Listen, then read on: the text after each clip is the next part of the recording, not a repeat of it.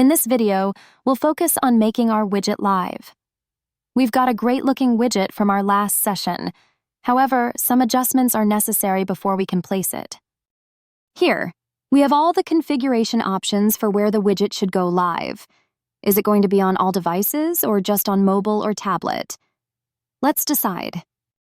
I want the widget to be available for all website traffic because it's a sale offer meant for everyone. But if it were for paid traffic only, we could use meta ads. For now, it's for all. I'd like it to run across the entire website. You can explore how query parameters work or how this page includes content through Google. I'll try to provide a link in the YouTube description. For now, let's understand its meaning.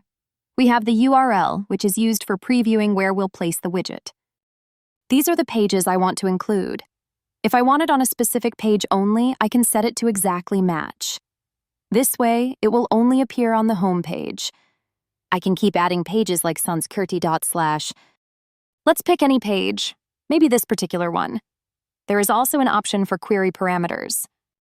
If I remove it, I'll address that as well. We can just add it here when needed. If I want it to show based on a query parameter, I'll use a format like ? offer. I'll add this here. Let's see what happens. I'll save this setup and ensure everything else remains the same. Location is good, so I'll save it. Great, it's updated. Let's go and place our widget. Make sure pop-ups are allowed. Otherwise, the option to place a widget may not appear. On the home page, I want the widget in this area. It'll be a site-wide widget utilizing this space.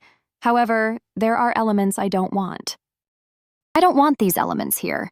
But first, let's add the widget. I'll select and add it, but this old design element needs to go because I'm introducing a new offer design. I'll hide it, and that looks good now. Oh, there's an issue. Why is it getting hidden? It imitates the position of the previous announcement bar as I placed it after the announcement. I need to adjust that by going back.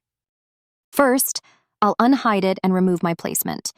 This time, I'll use the header area so it's always visible like a header. I'm satisfied with that. However, I don't want this here either.